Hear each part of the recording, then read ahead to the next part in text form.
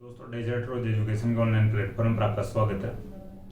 देखिए पिछली क्लास में अपन पाषाण काल की बात कर लिए थे और कालीबंगा सभ्यता यानी सिंधु घाटी सभ्यता की भी बात कर लिए थे।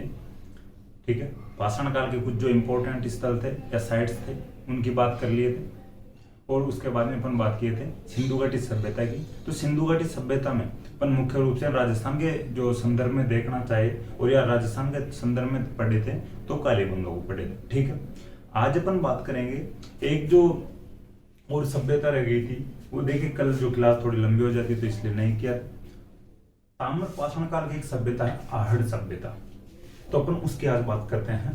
ठीक है, आहड़ सभ्यता की।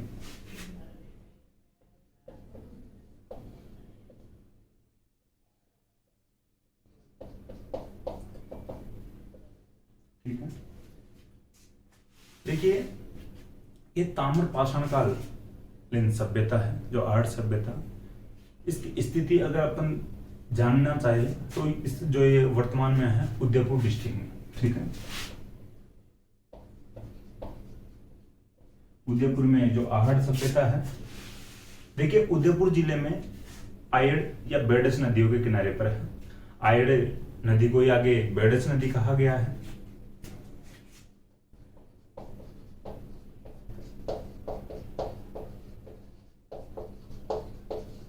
ठीक है, पहले आयड़ नदी और फिर आगे चलकर इसको यानी बेडस नदी के नाम से जाना जाता है आयड़ नदी को। तो उदयपुर जिले में आयड़ या बेडस नदियों के किनारे पर स्थित है आहड़ सभ्यता, ताम्र पाषाण कालीन सभ्यता है।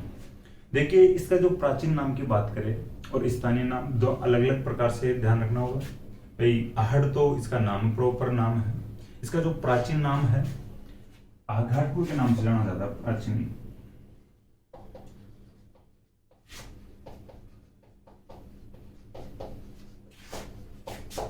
ठीक है, आठपुर के नाम से भी जाना जाता है भाई। वो तो आघाटपुर और आठपुर दोनों लगभग लगभग समान है, समझने की थोड़ी सी बात है। आघाटपुर या आठपुर के नाम से भी जाना जाता था प्राचीन काल में इसको। और इसका स्थानीय नाम की बात करें, इसका स्थानीय नाम है धूलकोट। स्थानीय भाषा में इसको या स्थानीय नाम के अकॉर्डिंग इसको धूलकोट के नाम से जाना जाता है आहड़ सभ्यता को। तो ध्यान रखना उदयपुर जिले में आयड़ या बेडस नदियों के किनारे पर स्थित है। प्राचीन नाम आपके सामने है आघाटपुर या आठपुर और जो स्थानीय नाम है इसका धूलकोट है। ताम्रवती नगरी थी, मैं आपको बता दें ताम्र पाषाण कालीन जो सभ्यता है तो ताम्रवती नगरी है या ताम्रवती नगरी थी उस समय में, तो ये थोड़ा ध्यान रखना। इसके बाद में अब यहाँ से जो फैक्ट और सामने आते हैं भाई क्या क्या मिले हैं, तो यहां से मिलता है तांबा बनाया गलाने की भट्टियां।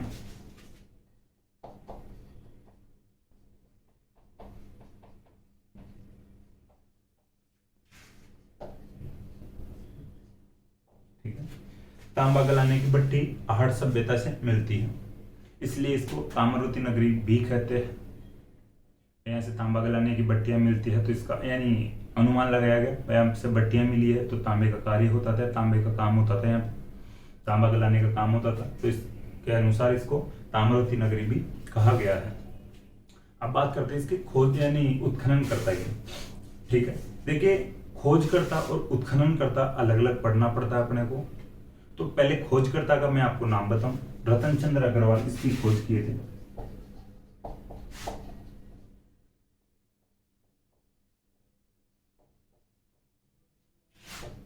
आरसी अग्रवाल भी कह सकते हो आप, रतन चंद्र शॉर्ट में नाम आरसी अग्रवाल या पूरा नाम अगर देखा जाए तो रतन चंद्र अग्रवाल ने आहड़ सभ्यता की खोज की थी।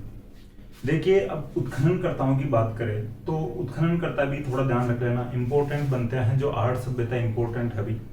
ठीक है, तो उत्खननकर्ता भी पूछ लिए जाते हैं। एक जो बंदा आता है उत्खननकर्ताओं के रूप में तो अक्षय कीर्ति व्यास है। अक्षय कीर्ति व्यास इंपॉर्टेंट नाम है।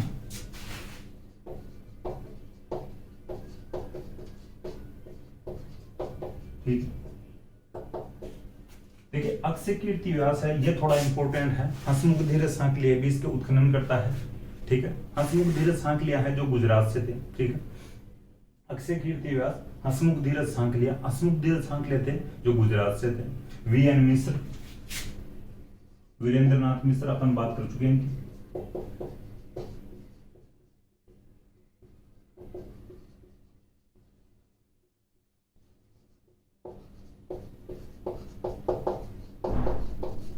देखिए भाई आपको सांकलिया शायद नहीं दिखाई दे रहा होगा, तो हंसमुख धीरज सांकलिया। और एक और नाम आता है, ठीक है भाई, जो खोजकर्ता थे वो उत्खननकर्ता के रूप में भी रहते हैं, ठीक है। तो रतन चंद्र अग्रवाल भी उत्खननकर्ताओं के नाम में लिखेंगे।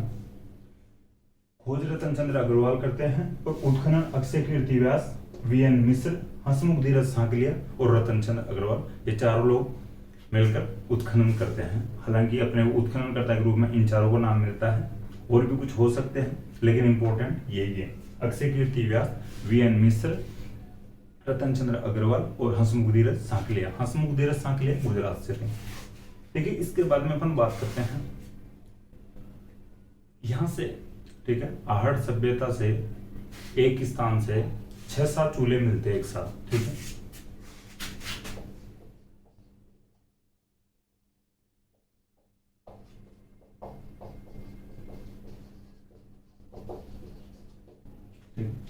एक ये इंपॉर्टेंट है, क्वेश्चन बनता है 6-7 चूल्हे या 7 चूल्हे या 6-7 चूल्हे एक साथ या एक स्थान पर किस सभ्यता से मिलते हैं, तो ये मिलते हैं आहड़ सभ्यता से। देखिए ये 6-7 चूल्हे एक साथ मिले हैं। कुछ इतिहासकारों ने माना है कि यहाँ पर संयुक्त परिवार था, ठीक है।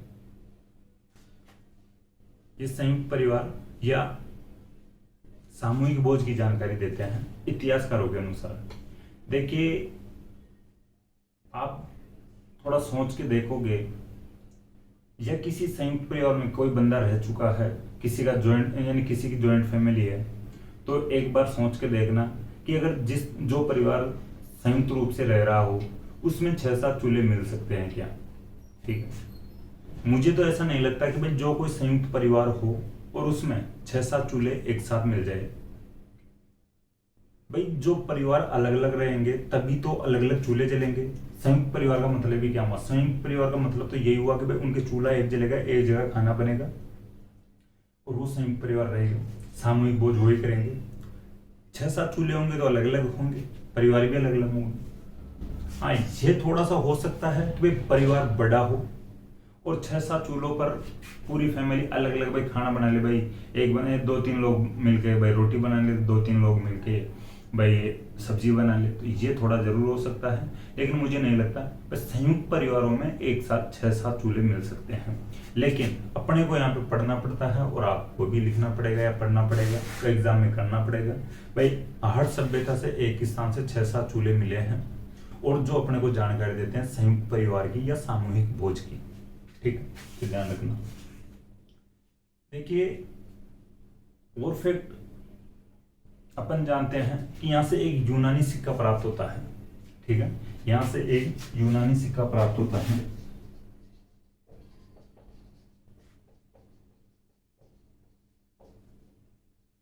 जिस पर अपोलो का चित्र बना हुआ है, ठीक है। आहड़ सभ्यता से एक यूनानी सिक्का प्राप्त होता है जिस यूनानी सिक्के पर अपोलो का चित्र अपने को मिलता है। देखिए यूनान में जो अपोलो है, अपोलो को सूर्य भगवान मानते हैं, सूर्य भगवान को अपोलो बोलते हैं यूनान में, ठीक है। तो अब यूनान में सूर्य भगवान को अपोलो बोलते हैं और आहड़ सभ्यता से एक सिक्का मिला है जिस पर अपोलो का चित्र मिलता है। तो इस प्रकार अनुमान लगाते हैं इतिहासकार, यानी इतिहासकार है जो, कि इनका संबंध यूनान से भी था, ठीक है। भाई यूनान के यानी यूनान का जो देवता है या अपोलो है उसका चित्र यहाँ के सिक्कों पर कैसे मिल सकता है? या तो ये लोग यूनान गए होंगे, वहां से ये सिक्के ले आए होंगे, या व्यापार करते होंगे यूनान के साथ और जो कुछ चीजें बेचे होंगे यूनान को, उसके बदले में इनको सिक्के प्राप्त हुए होंगे यूनान के। तो इस प्रकार से ये बताता है ये सिक्का कि भाई यूनान से आहड़ वालों के संबंधित है, ठीक है। एक और मिलता है अपने को, जो एक पात्र मिलता है बिना हत्थे का जल पात्र।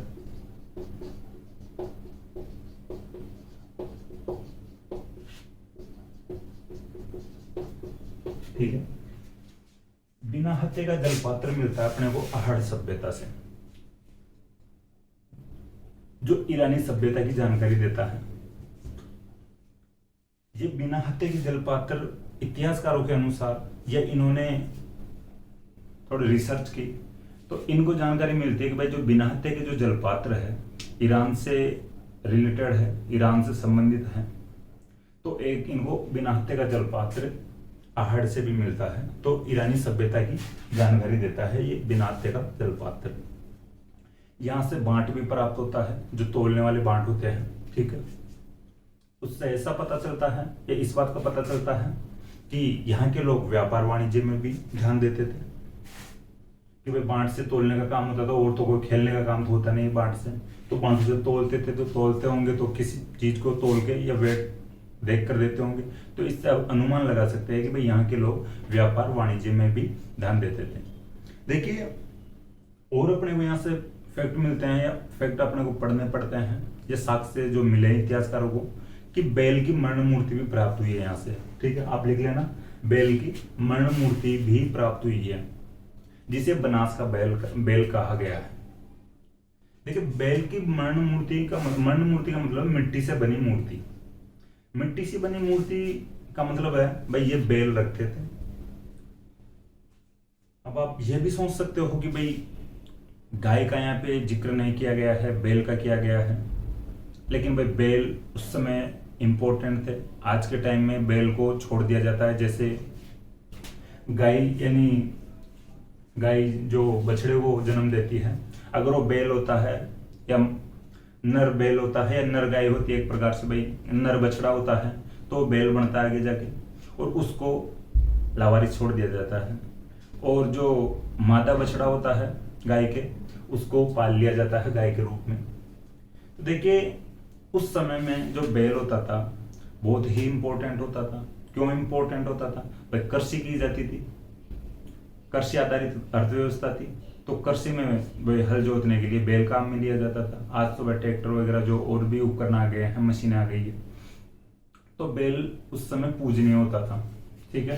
तो बैल को ज्यादा इंपॉर्टेंस दी गई है यहाँ पे। तो बैल की मरण मूर्ति मिलती है आहड़ सभ्यता से, जिसे बनास का बैल कहा गया है। आप लिख लेना थोड़ी जगह का, बाबू बार बार मैं इसको मिटाऊंगा, फिर अपन रिवीजन कर लेंगे एक बार। और यह मैं लिख देता हूँ,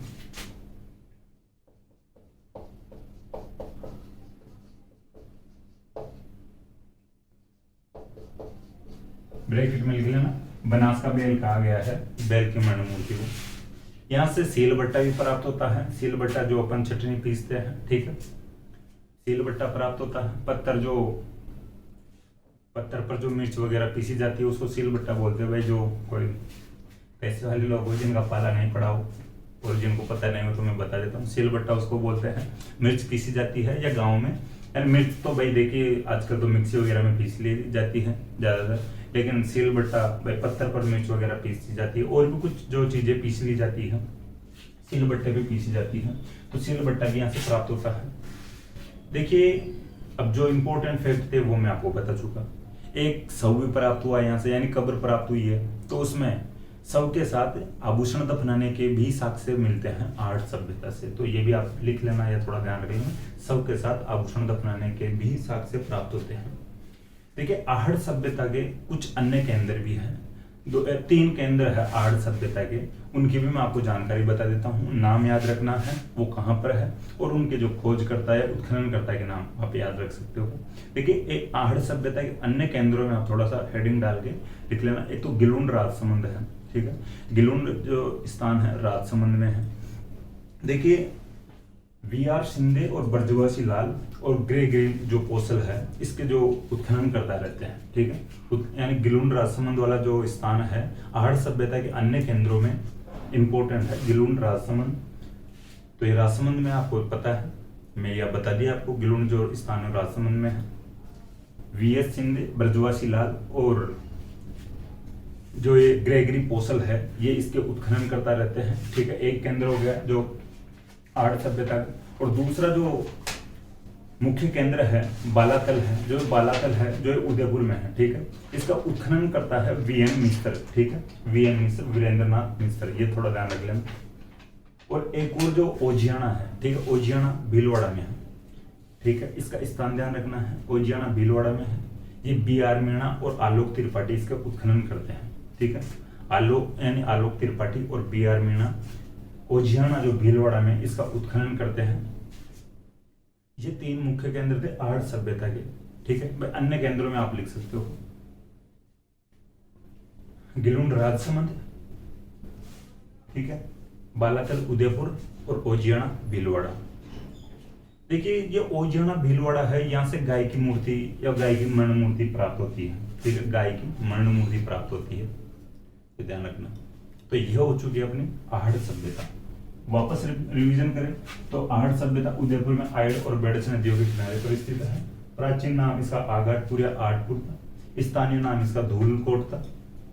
तांबा गलाने की यहाँ से भट्टियां प्राप्त होती है। रतन चंद्र अग्रवाल या आरसी अग्रवाल ने इसकी खोज की थी। यहाँ से 6-7 चूल्हे मिलते हैं। यूनानी सिक्का प्राप्त होता है, ठीक है, जिस पर अपोलो का चित्र मिलता है अपने को, जो यूनानी सभ्यता या यूनानी जानकारी देता है।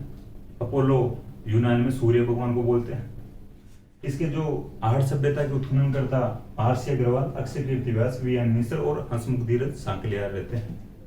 बिना हत्या का यहाँ से जलपात्र मिलता है, ठीक है। तो ये मुख्य इंपोर्टेंट थे। और इसके जो 3 अन्य केंद्र थे गिलुंड राजसमंद, बालातल उदयपुर और तीसरा जो था ओजियाना भीलवाड़ा। ओजियाना भीलवाड़ा से गाय की मणिमूर्ति प्राप्त होती है। अब बात करते हैं वैदिक काल की। देखिए वैदिक काल के ज्यादा इंपॉर्टेंट फैक्ट अपने को मिलते नहीं है, एविडेंस मिलते नहीं है। तो राजस्थान के संदर्भ की बात कर रहे हैं, वैसे एंशिएंट हिस्ट्री में खूब पढ़ सकते हैं। जो इंडियन एंशिएंट हिस्ट्री है उसमें खूब फैक्ट मिल जाएंगे, लेकिन अपन राजस्थान का इतिहास पढ़ रहे हैं तो राजस्थान के संदर्भ में ही बात करेंगे। तो वैदिक काल के ज्यादा इंपॉर्टेंट एविडेंस अपने को मिलते नहीं है, स्ट्रॉन्ग एविडेंस नहीं मिलते हैं, रिटन एविडेंस नहीं मिलते हैं, ठीक है। तो वैदिक काल की जानकारी वेदों से मिलती है। आप लिख रहे हैं जो नॉर्मल जो फैक्ट है, जो बातें मैं बता देता हूँ आपको, ज्यादा लिखने वाली बात है नहीं। राजस्थान से संबंधित जो 3 जो स्थान है वो मैं बता दूंगा, आप लिख लेना होगा, ठीक है। वैदिक सभ्यता की जानकारी वेदों से मिलती है। वेद आपको सबको पता है, ठीक है, ऋग्वेद, यजुर्वेद, सामवेद, अथर्ववेद, ठीक है। तो वेदों से वैदिक काल की जानकारी, वैदिक सभ्यता की जानकारी मिलती है। राजस्थान के जो संदर्भ में अपन बात करने की कोशिश करें वैदिक काल की या वैदिक सभ्यता से, तो गंगानगर से 3 स्थान मिलते हैं वैदिक काल से संबंधित, ठीक है। एक तो अनूपगढ़ है, ठीक है, इंपॉर्टेंट भाई 3 नाम ध्यान रख लेना, लिख लेना। वैदिक काल से संबंधित है, राजस्थान में 3 स्थान है, गंगानगर से मिलते हैं तीनों स्थान, अनूपगढ़ और एक है बरखान वाला डेरा और एक चक 64। देखिए ये गंगानगर साइड इस प्रकार के गांव मिल जाएंगे अपने को, जो लास्ट में डिजिट हो गांव के नाम में, ठीक है, FBM BGM इस प्रकार के गांव मिल जाते हैं वहां पे गंगानगर साइड।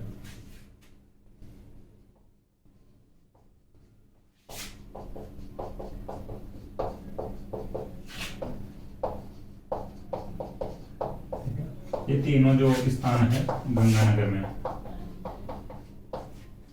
वैदिक काल से संबंधित जानकारियां थोड़ी बहुत मिलती है, तो ये ध्यान रख लेना। वैदिक कालीन जो राजस्थान में स्थल गंगानगर के जो अनूपगढ़ में है, बरखान वाला डेरा और एक है चक 64।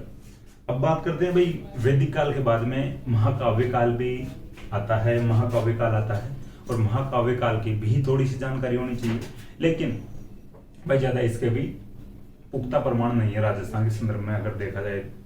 देखिए महाकाव्य काल रामायण और महाभारत के काल को कहा गया है, ठीक है। ये आपको इतना सा ध्यान रखना है जानकारी के लिए। जो महाकाव्य काल है ये महाभारत और रामायण वाला काल कहलाता है, ठीक है। तो यही थोड़ी जानकारी है। थोड़ा सा और अगर मैं अदर फैक्ट बताने की कोशिश करूंगा तो आप भी शायद इरिटेट होगे, बोर होगे। जो महाभारत काल और रामायण से जुड़े हुए फैक्ट हैं, किस प्रकार से भगवान राम लंका जाने की कोशिश करते हैं और उनको समुद्र पार करना होता है, तो समुद्र में उसको रास्ता चाहिए भगवान राम को, तो समुद्र रास्ता नहीं देता। समुद्र यानी भगवान राम रास्ता मांगते हैं तो समुद्र मना कर देता, भाई मैं रास्ता नहीं दूंगा लंका जाने के लिए। भगवान राम अपना धनुष निकालते हैं और समुद्र को सुखाने की धमकी देते हैं कि मैं समुद्र को सुखा के रास्ता निकाल लूंगा। समुद्र देवता उत्पन्न होते हैं और माफी मांगते हैं कि मैं माफी मांगता हूँ, आपको रास्ता दे दूंगा, जो रास्ता चाहिए आप ले सकते हो रास्ता। तो नल और नील नामक जो आप देखते हो रामायण महाभारत में, ठीक है, रामायण नल और नील जो पुल बनाते हैं समुद्र पर, जो राम सेतु के नाम से जाना जाता है जो पुल, ठीक है, तो रास्ता मिल जाता है। अब भगवान राम जो निकाल लिए थे धनुष, अपना धनुष निकाल लिए थे, तो अब भाई उस धनुष को कहाँ पर चलाए, वापस नहीं रख सकते, बैकफुट पे नहीं आ सकते भाई, बाहर निकाल लिए तो अब उसको चलाना तो पड़ेगा, एक बार तो छोड़ा जाएगा। तो भगवान राम को तो रास्ता मिल गया, उनके जो समस्या थी वो उसका सोल्यूशन हो गया। अब भाई धनुष को किस साइड मोड़ा जाए, वो फिर राजस्थान की तरफ मोड़ देते हैं।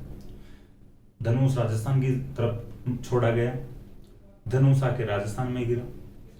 पश्चिमी राजस्थान साइड भाई आज भी अपने को इस समुद्र से मिलने वाली जो शंख वगैरह, जो सीपियां वगैरह है मिल जाती है, वर्तमान में मिल जाती है। तो ये इस साइड आके गिरा। तो जब राजस्थान में जो भगवान राम का धनुष आके गिरता है, किंवदंतियों के अनुसार जो मैं आपको कहानी बता रहा हूँ, तो ये मरुकांतार यानी मरुभूमि हो गई, यानी सूखा हो गया। यहाँ पे जो धनुष छोड़ा गया था भगवान राम के द्वारा, तो इस साइड सूखा हो गया। तो ये मरुकांतार कहलाया ये क्षेत्र, जो पश्चिमी राजस्थान वाला क्षेत्र है, राजस्थान वाला क्षेत्र, ठीक है, मरुकांतार। वर्तमान में भी इस प्रकार की चीजें मिल जाती है, समुद्री चीजें। तो अनुमान लगाया जा सकता है किसी न किसी रूप में या किसी न किसी टाइम में यहाँ पर समुद्र था, ठीक है। शंख वगैरह, सीपियां वगैरह जो समुद्र किनारों से, समुद्र वाली जो जगहों से मिलती है। ये जो सूखा हुआ क्षेत्र राजस्थान के जो मरुकांतार के नाम से जाना गया। और ऐसा भी माना जाता है कि भाई भगवान कृष्ण और बलराम थे, वो भी इस क्षेत्र से निकले थे या इस क्षेत्र में विचरण किए थे, ठीक है, मरुकांतार वाले क्षेत्र में। तो ये जो कहानी थी किंवदंतियों के अनुसार मैं आपको बता दिया, ठीक है। बस सीधी सी बात ये ध्यान रखनी है कि जो महाकाव्य काल है, जो महाभारत और रामायण वाले काल को कहा जाता है। अब देखिए बात करते हैं महाजनपद काल की, ये थोड़ा इंपॉर्टेंट है महाजनपद काल। तो इसकी भी थोड़ी सी आप लिख लेना, अगर आपको जो फैक्ट अच्छे लगे, जो लिखने लायक लगे तो उनको लिख लेना, और जो फैक्ट आपके याद रह जाए, माइंड में रह जाए तो उनको मत लिखना, ठीक।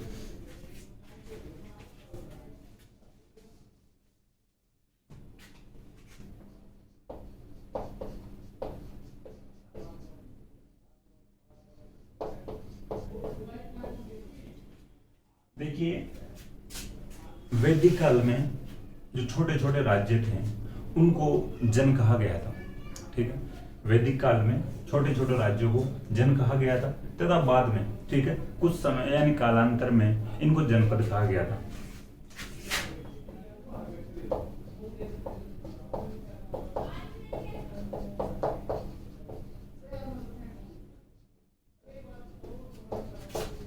ठीक है, वैदिक काल में छोटे छोटे राज्यों को जन कहा गया और कालांतर में ये जन ही जनपद कहलाए। देखिए फिर आगे चल के धीरे धीरे यानी समय लगता है, कुछ समय पश्चात बड़े महाजनपद हुए थे भारत में, 16 महाजनपद, ठीक है।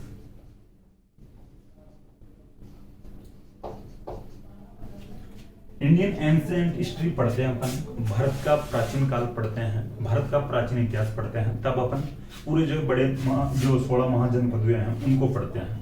लेकिन अपन राजस्थान के संदर्भ में इन पूरे जो बड़े 16 महाजनपद है इनको नहीं पढ़ेंगे। भारत के जो प्राचीन इतिहास में पढ़ सकते हैं इनको अपन, ठीक है। तो अपन जो राजस्थान से रिलेटेड है या कुछ जो महाजनपद थे उनके जो राजस्थान से संबंध रहा है उनकी बात करेंगे। कुछ जनपद भी पढ़ेंगे, एक दो बड़े महाजनपद भी पढ़ेंगे जिनसे यानी संबंधित जानकारी राजस्थान से भी मिलती है, उनकी बात करेंगे अपन, ठीक है। वैदिक काल में छोटे छोटे राज्यों को जन कहा गया, कालांतर में वो जनपद कहलाए, फिर आगे चलकर बड़े महाजनपद हुए। तो भारत में 16 महाजनपद हुए थे, ठीक है। सबसे पहले बात करते हैं हम मत्स्य महाजनपद की। ये इंपॉर्टेंट इसलिए है, इसलिए सबसे पहले पढ़ रहे हैं अपन कि ये एक बड़ा महाजनपद था, ये राजस्थान में था, पूरा का पूरा महाजनपद राजस्थान में था, तो इसलिए अपने के लिए ये इंपॉर्टेंट हो जाता है। देखिए इसका क्षेत्र अपन पढ़ते हैं तो अपन राजस्थान ज्योग्राफी में जब एकीकरण पढ़ते हैं राजस्थान का, यानी राजस्थान ज्योग्राफी में नहीं, मत्स्य क्षेत्र पढ़ते हैं या मत्स्य प्रदेश पढ़ते हैं तब भी पढ़ते हैं, और अपन जो एकीकरण पढ़ते हैं राजस्थान का उस समय में पढ़ते हैं, ठीक है। इसका जो क्षेत्र है मुख्य रूप से जयपुर और अलवर वाला जो क्षेत्र है, इसका जो क्षेत्र आता है या डिस्ट्रिक्ट जो आते हैं मत्स्य महाजनपद में, उस समय में जो क्षेत्र आता था, इसमें जयपुर वाला क्षेत्र आता था, अलवर वाला आता था, करौली आता था। ठीक है, जयपुर, अलवर, करौली, धौलपुर और भरतपुर। ठीक है, भरतपुर नहीं, ठीक, भरतपुर भी लिख देना। जयपुर, अलवर, भरतपुर, करौली और धौलपुर, ये जो क्षेत्र आता था ये मत्स्य महाजनपद में आता था। ठीक है, देखिए जो मत्स्य महाजनपद है, इसकी जानकारी अपने को अलग अलग जगहों से मिल जाती है। ऋग्वेद से मिल जाती है, महाभारत से भी मत्स्य महाजनपद की जानकारी मिलती है, सतपथ ब्राह्मण से भी अपने को जानकारी मिलती है, और कौशिक की ब्राह्मण से भी अपने को जानकारी मिलती है। मैं थोड़ा बताऊं, लिख के बता देता हूं।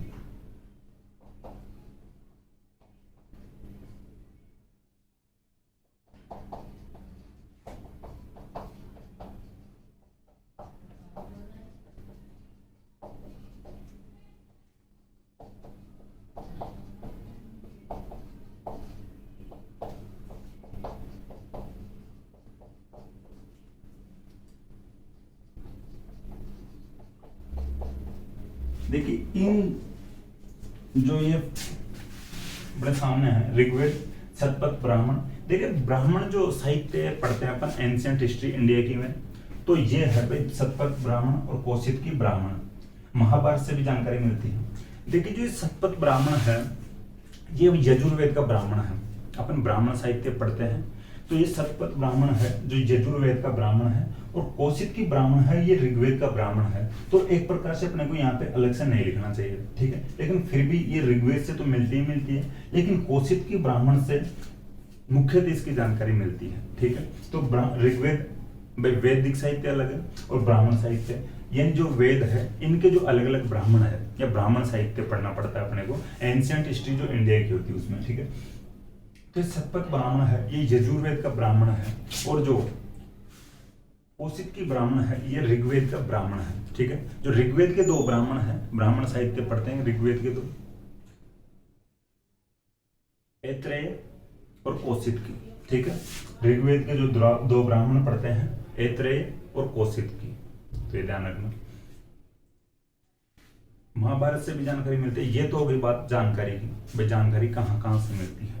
महाभारत में मिलती है विराटनगर, इसकी राजधानी थी मत्स्य महाजनपद की राजधानी विराटनगर।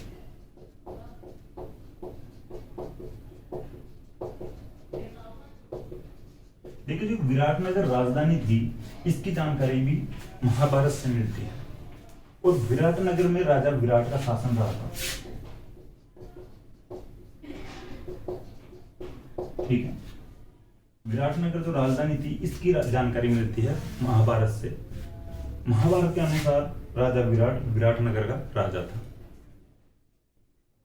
ठीक है, देखिए महाभारत के बारे में आप थोड़ा बहुत आप जानते होंगे। महाभारत में या महाभारत काल में पांडव और कौरवों की बात आपने सुनी होगी। पांडवों को वनवास और अज्ञातवास दिया गया था। आप सीधा एक क्वेश्चन तो समझते हो कि भाई पांडवों ने अपना अज्ञातवास राजस्थान के किस क्षेत्र में, किस भाग में बिताया था, तो आप मत्स्य या विराटनगर बोल देते हो। ठीक है, विराटनगर में या बेराट जुड़ा हुआ है पांडवों से संबंधित महाभारत कालीन जो स्थल है राजस्थान में, तो बेराट है। थोड़ा सा मैं विस्तार से थोड़ी सी बात बताऊं। मैं जो पांडव थे, पांडवों को 12 वर्ष का वनवास दिया गया था और 1 वर्ष का अज्ञातवास दिया गया था।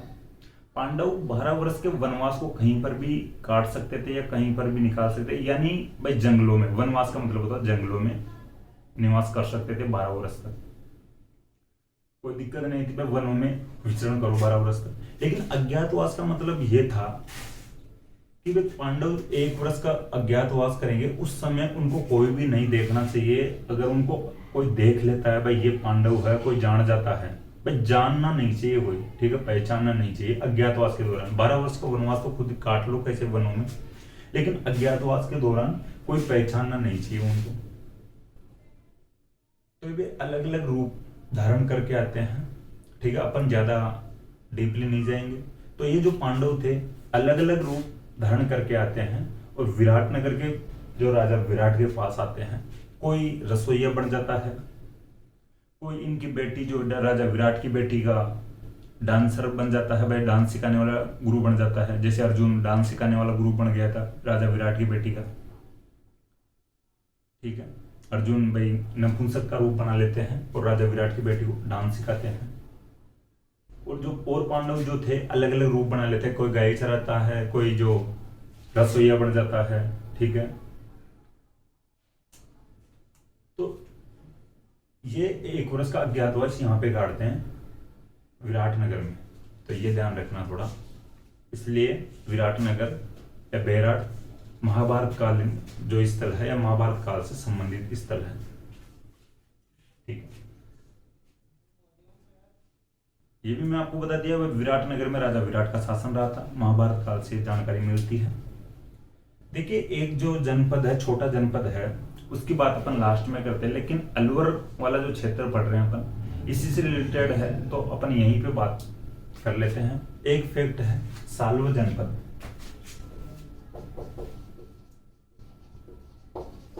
देखिए जो साल्व जनपद का जो क्षेत्र है अलवर है, ठीक है।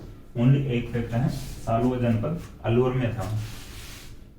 तो मत्स्य महाजनपद की जो सीमा साल्व जनपद की सीमा से लगती थी, वह सीमा लगती है तो विवाद होगा, सीमा को लेकर विवाद हो सकता है दोनों जनपदों के बीच में।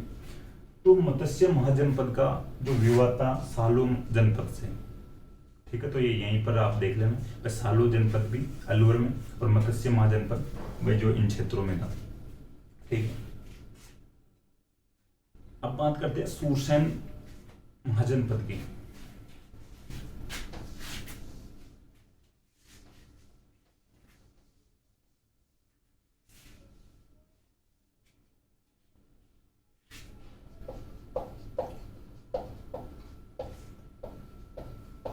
ठीक है, सूरसेन महाजनपद की राजधानी थी मथुरा। मथुरा से भगवान कृष्ण याद आ जानी चाहिए, तो भगवान कृष्ण से संबंधित महाजनपद है सूरसेन, ठीक है। भगवान माँ कृष्ण का भाई जनपद समझ लो, भगवान माँ कृष्ण से भगवान कृष्ण से संबंधित यानी महाजनपद है जो सूरसेन जनपद है या सूरसेन महाजनपद है। सूरसेन महाजनपद की राजधानी मथुरा। देखिए इसके जो दो मुख्य केंद्र है, बस ये इसके इफेक्ट है कामा और बयाना।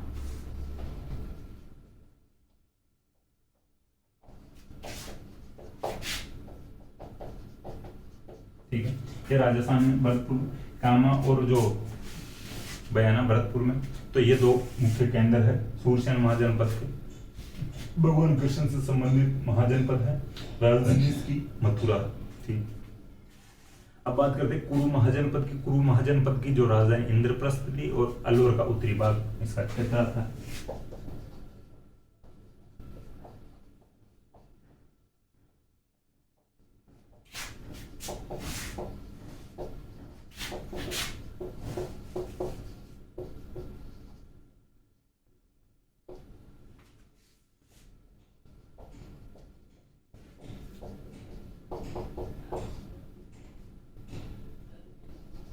ठीक है, कुरु महाजनपद अलवर का उत्तरी भाग इसका क्षेत्र आता है और इंद्रप्रस्थ इसकी राजधानी थी। ये इसके जो फैक्ट है कुरु महाजनपद।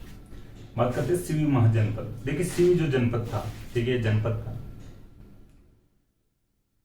इसके थोड़े फैक्ट ज्यादा है तो इसको थोड़ा ध्यान से देखना। ये रिवीजन की बात करें, सूरसेन महाजनपद की राजधानी मथुरा और मुख्य केंद्र कामा और बयाना। भगवान यानी भगवान कृष्ण से संबंधित जो महाजनपद था। कुरु महाजनपद राजधानी इंद्रप्रस्थ और इसका जो क्षेत्र है अलवर का उत्तरी भाग है। अब बात करते हैं सिवी महाजनपद।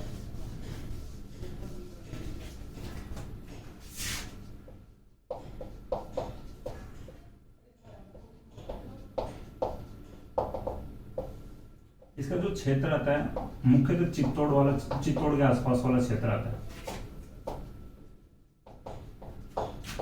चित्तौड़ के आसपास देखा जाए तो उदयपुर भी आप लिख सकते हो, और भी आसपास वाला क्षेत्र इसमें आता था सिवनी महाजनपद में।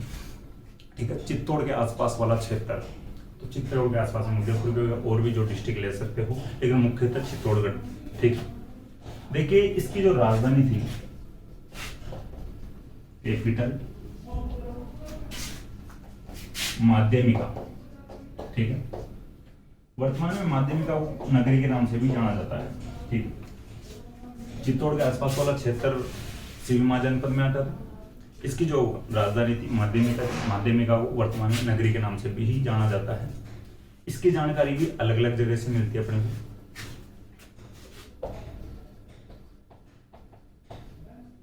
जानकारी मिलती है अपने को पाणिनि के अष्टाध्यायी से।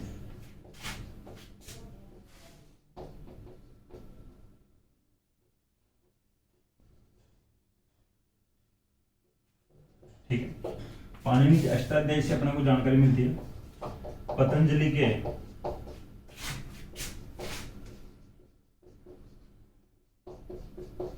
महाभाष्य से इसकी जानकारी मिलती है। ठीक है, पाणिनि के अष्टाध्यायी से जानकारी मिलती है। पतंजलि के महाभाष्य से इसकी जानकारी मिलती है। महाभारत से भी इसकी जानकारी मिलती है।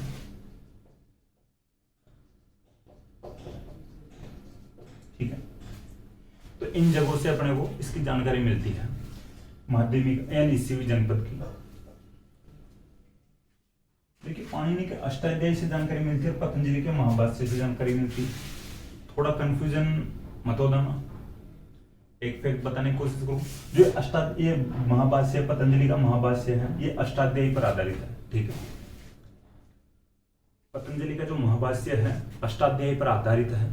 संस्कृत के एक व्याकरण है महाभाष्य। ठीक है, पतंजलि का महाभाष्य है जो संस्कृत के एक व्याकरण है और अष्टाध्यायी पर आधारित है। थोड़ा सा ध्यान रखना। इसकी एक जानकारी और भी अन्य स्तर से मिलती है, बरली अभिलेख से।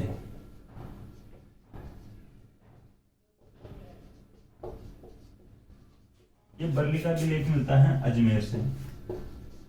ठीक है, ये थोड़ा ध्यान रख लेना। बरली के अभिलेख से इसकी और जानकारी मिलती है, अजमेर से मिलता है ये अभिलेख। जैनों का अभिलेख है, जैन धर्म से संबंधित अभिलेख है बरली का अभिलेख जो अजमेर से मिलता है। ठीक है, तो 4 जगहों से इसकी जानकारी मिलती है। पाणिनि के अष्टाध्यायी से, पतंजलि के महाभाष्य से, महाभारत से भी जानकारी मिलती है, और जो बरली अभिलेख जैनों का अभिलेख है अजमेर से मिलता है। देखिए, और जो माध्यमिका की जो फैक्ट बताने की कोशिश करूं मैं आपको, जो माध्यमिका जो स्थल है, इसका उत्खनन राजस्थान का प्रथम उत्खनित स्थल है। ठीक है, माध्यमिका है जो राजस्थान का प्रथम उत्खनित स्थल है। इसका उत्खनन किया गया था 1920 के आसपास किया गया था। हाँ, 1920 के आसपास इसका उत्खनन किया गया था। Doctor B.R. भंडारकर ने इसका उत्खनन किया था। ठीक है, तो ये फैक्ट था। राजस्थान का प्रथम उत्खनित जो कोई स्थल है ये माध्यमिका है।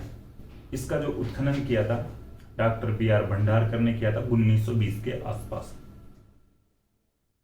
और थोड़ा फैक्ट वाला जो एक जनपद है मालव जनपद, इसकी बात कर देते हैं। इसके फैक्ट थोड़े ज्यादा है।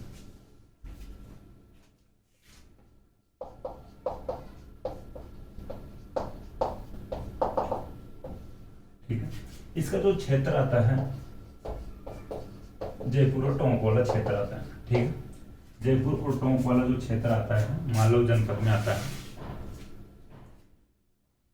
देखिए, मालव की थोड़ी सी मैं बताऊं। मालव एक उत्तर पश्चिमी भारत की एक जनजाति थी। ठीक, मालव नाम से जो उत्तर पश्चिमी भारत की एक जनजाति थी। सिकंदर के आक्रमण से परेशान हो जाती है। सिकंदर के आक्रमणों से परेशान होकर इधर राजस्थान की तरफ पलायन कर जाती है और टोंक और जयपुर में निवास करने लग जाती है। ठीक है, तो मालव जनजाति जिस क्षेत्र में निवास करती है उस क्षेत्र को मालवा या मालव क्षेत्र कहा गया है। तो ये मालव जनजाति भारत में केवल राजस्थान में नहीं टिकी, ये मध्य प्रदेश में भी रही थी, तो मध्य प्रदेश में भी मालवा है। राजस्थान का मालवा, जयपुर टोंक, ये मालवा वाला क्षेत्र है टोंक में। पंजाब में भी मालवा है, पंजाब में भी जिस जगह पर या जिस क्षेत्र पे मालव जनजाति निवास करती थी उस क्षेत्र को मालवा कहा गया। मध्य प्रदेश में भी मालवा है, तो मध्य प्रदेश में भी इसका मतलब मालव जनजाति निवास करी थी। और जो राजस्थान के क्षेत्र में भी मालव जनजाति निवास करती है, सिकंदर के आक्रमणों से परेशान होकर इधर पलायन कर जाती है। ठीक है, तो ये थोड़ा ध्यान रख लेना भाई, मालव जनजाति किस प्रकार से इधर आती है और किस प्रकार से जनपद बनता है। मुख्य क्षेत्र है इसका जयपुर टोंक। देखिए, इसकी जो राजधानी रहती है, नगर रहती है, मालव जनपद की जो राजधानी नगर टोंक में है। ठीक है, नगर टोंक में है। तो नगर मालव जनपद की राजधानी थी जो टोंक में है। देखिए, मालव जनपद से एक सभ्यता भी मिलती है, या मालव जनपद की एक इस जो सभ्यता मिली थी, या इस सभ्यता को नाम दिया गया है खेड़ा सभ्यता। ये भी इंपॉर्टेंट फैक्ट है। खेड़ा सभ्यता किस जनपद से संबंधित है? तो मालव जनपद से संबंधित है खेड़ा सभ्यता। मालव जनपद की सभ्यता को खेड़ा सभ्यता का नाम दिया गया था। ठीक है, देखिए, किसी जनपद यानी समझने की कोशिश करना, ये फैक्ट थोड़ा कंफ्यूज करने वाला है। दो फैक्ट बताने की कोशिश करूंगा आपको। किसी एक जनपद की बात करें, किसी एक जनपद के सर्वाधिक सिक्के मिले तो अपने को मिले हैं मालव जनपद के। ठीक है,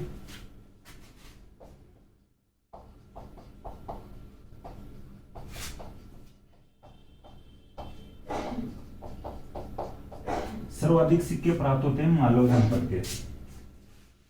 तांबे के सिक्के थे, सर्वाधिक इसी जनपद के सिक्के प्राप्त होते। क्वेश्चन बन सकता है कि सर्वाधिक सिक्के किस जनपद से प्राप्त होते हैं? तो मालव जनपद से प्राप्त होते हैं।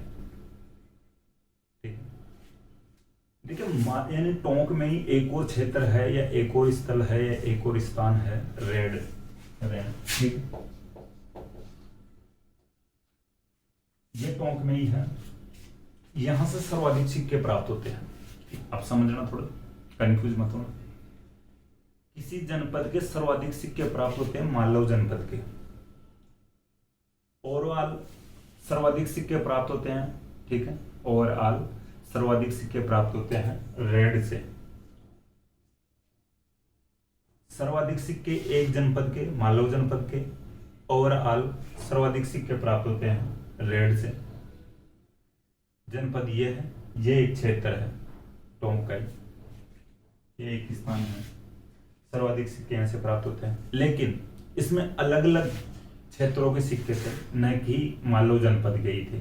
ठीक है, मालव जनपद के भी यहां से सिक्के मिलते हैं, और जनपदों के और क्षेत्रों के भी सिक्के मिलते हैं। तो और क्षेत्रों के सिक्के मिलने और मालव जनपद के सिक्के मिलने से यहाँ का तात्पर्य है, यहाँ का अनुमान लगाया गया है कि यहाँ पे या तो वो टकसाल रही होगी। ठीक है, यहाँ पर टकसाल थी और कोई धातु से, यानी धातुओं से संबंधित कार्य होता था। ठीक है, धातु का कार्य होता था रेड में जो टोंक में है, और यहाँ पर टकसाल थी संभवतः। भाई यहाँ से सर्वाधिक सिक्के मिलते हैं, अलग अलग क्षेत्रों के सिक्के मिलते हैं। भाई जैसे मान लो जयपुर से कोई सिक्के मिले, उदयपुर के भी मिल जाए, चित्तौड़ के मिल जाए, उधर गंगानगर से मिल जाए, जैसलमेर के भी सिक्के मिल जाए, और भरतपुर वाले भी सिक्के जयपुर में मिल जाए। तो इसका मतलब यह है कि भाई जयपुर में सिक्के बनाने का कारखाना होगा, या सिक्के बनाने का कारखाना है। या फिर दौसा में मिल जाए सिक्के, जगह जगह के अलग अलग स्थानों के, जैसे जयपुर के मिल जाए, और उधर जैसलमेर, भरतपुर, धौलपुर, और उधर साउथ वाले जो चित्तौड़गढ़, उदयपुर वाले सिक्के मिल जाए, और नॉर्थ वाले जैसे गंगानगर, हनुमानगढ़ वाले सिक्के मिल जाए। तो ये हो सकता है दौसा में शायद टकसाल गई होगी, धातु का काम होता होगा। तो इस प्रकार से यहाँ से सर्वाधिक सिक्के मिलते हैं, अलग अलग क्षेत्रों के सिक्के मिलते हैं, इसलिए अनुमान लगाया गया यहाँ पे टकसाल होगी, धातु का कार्य होता था। यहाँ पे धातु का कार्य होता, उसको कहते हैं टाटानगर। और भारत का टाटानगर आप कमेंट बॉक्स में ऐड कर देगा, क्या है, कौन सा स्थान है।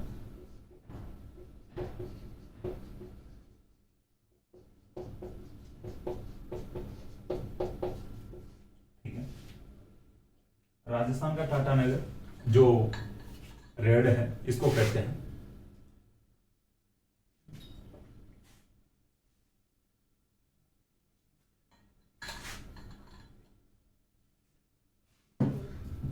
राजस्थान का टाटानगर रेड को कहते हैं, और भारत का टाटानगर जमशेदपुर को कहते हैं। ये थोड़ा ध्यान रखना, ठीक है। तो ये फैक्ट है। देखिए रेड का थोड़ा ये भी ध्यान रखना, रेड का उत्खनन किया था उसका थोड़ा ध्यान रख लेना। कैलाश नागपुरी ने रेड का उत्खनन किया था।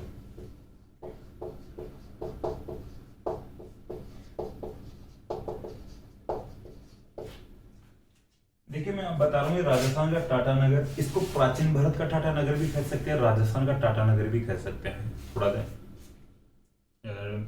शब्दों में मत चले जाओ, ठीक है।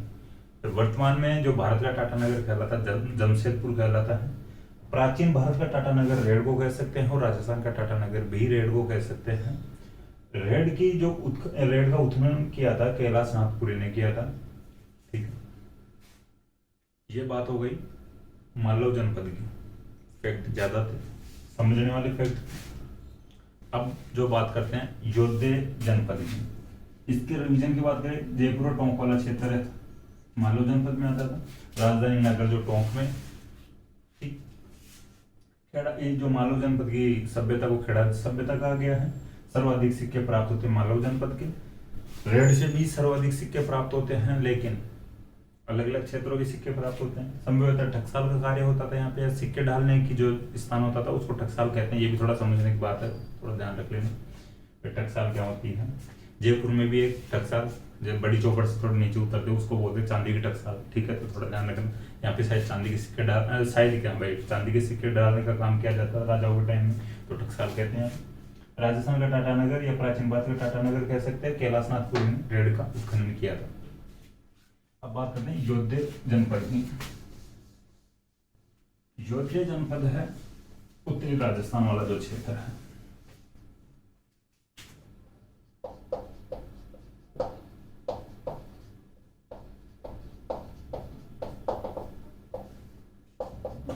ठीक है, योद्धे जनपद की बात आती है श्री गंगानगर और हनुमानगढ़ वाला जो क्षेत्र है।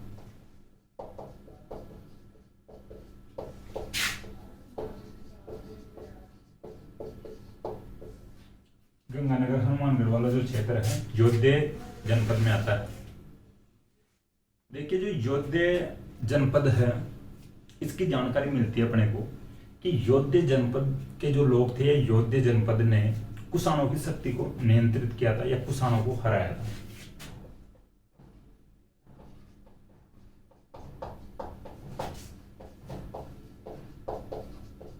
ठीक है, योद्धे जनपद ने, ये योद्धे जनपद के जो शासक थे, ये योद्धे जनपद के लोग थे, इन्होंने कुषाणों को नियंत्रित किया था या कुषाणों को हराया था। ठीक है,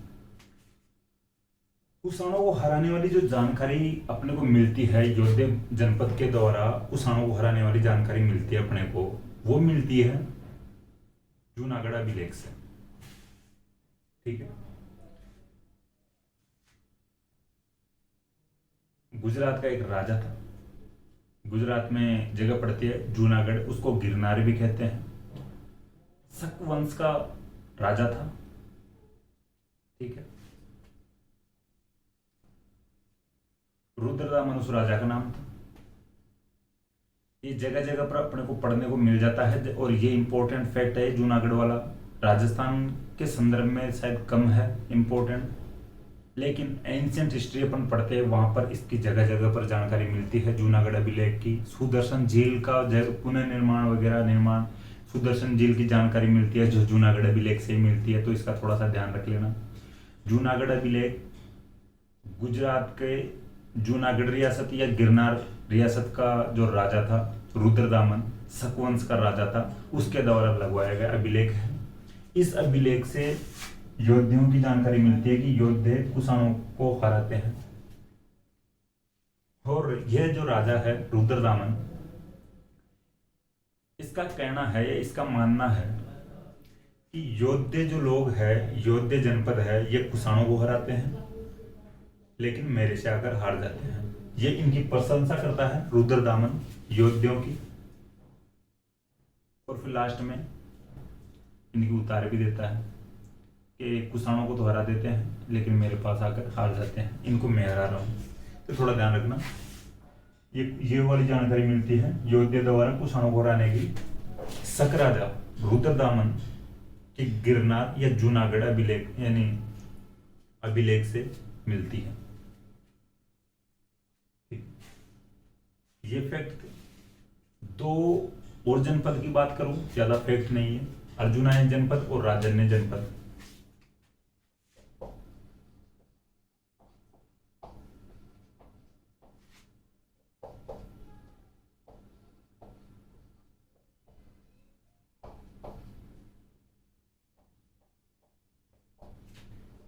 देखिए जो अर्जुनायन, ये दो लास्ट जनपद है, सालवा जनपद अपन पढ़ लिए थे, ठीक है। अर्जुनायन जनपद है जो अर्जुन के वंशजों का जनपद माना जाता है, ठीक है। जो अर्जुन के वंशजों का जनपद माना जाता है, आप लिख लेना, लिखना चाहो तो नाम से थोड़ा पता लग जाएगा, नहीं भी लिखो तो अर्जुन के अर्जुनायन नाम में आ रहा है तो अर्जुन के वंशजों का यानी जनपद है। इसका जो क्षेत्र है ये थोड़ा ध्यान रखना, अलवर, जयपुर और सिक्कर। शुरुआत में अलवर और जयपुर वाला जो क्षेत्र है अर्जुनायन जनपद का, फिर बाद में इस सिक्कर वाले जो क्षेत्र है, तोरावाटी वाला जो क्षेत्र है, इसमें आकर ये जो अर्जुनायन जनपद के लोग यहाँ पर भी रहने लग गए थे, ये पलायन कर गए थे सिक्कर साइड। तो जयपुर, अलवर और सिक्कर का जो क्षेत्र है अर्जुनायन जनपद में आता है, ये आता था।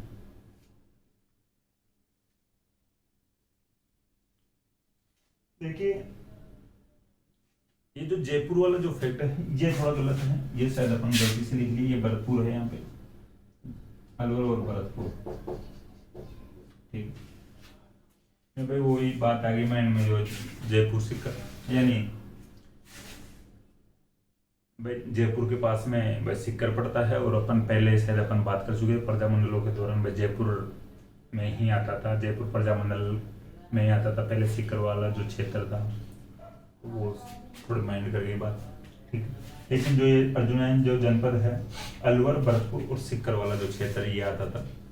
सिक्कर का जो तोरावाटी क्षेत्र अपन पढ़ते हैं तंवर वंश के द्वारा शासित प्रदेश तोरावाटी, कांतिल नदी के आसपास, ठीक है। तो थोड़ा ध्यान रखना, जो ज्योग्राफी का फैक्ट है जो कांतिल नदी वाला तंवर वंश, ठीक है। सभी सब्जेक्ट का ध्यान रखा करो तभी कुछ पार पड़ेगी। एक राजन्य जनपद है, इसका जो क्षेत्र ध्यान रखना है, ये राजन्य जनपद है भरतपुर का, ठीक है। राजन्य जनपद का जो क्षेत्र है यही याद रखना है, भरतपुर वाला क्षेत्र है। ये अपने फैक्ट हो गए हैं महाजनपद काल के। आज अपन पढ़े हैं आहड़ सभ्यता और महाजनपद काल। अब अपन नेक्स्ट क्लास में पढ़ेंगे मौर्य काल, मौर्योत्तर काल, गुप्त काल और गुप्तोत्तर काल। राजस्थान का प्राचीन इतिहास शायद अगली क्लास में कंप्लीट हो जाएगा, और मुख्य मुख्य जो टॉपिक है राजस्थान के इतिहास, कला और संस्कृति के, राजस्थान के प्राचीन इतिहास के, तो वो कंप्लीट कर लेंगे शायद कल वाली क्लास में। फिर वापस देखते हैं, वापस रिवीजन करेंगे, वापस स्टार्ट करेंगे शुरू से, ठीक है। मुझे आशा है कि क्लास आपको पसंद आएगी। क्लास अगर आपको पसंद आए तो क्लास को लाइक करें, कमेंट करें और अपने दोस्तों के साथ शेयर करें। थैंक यू दोस्तों।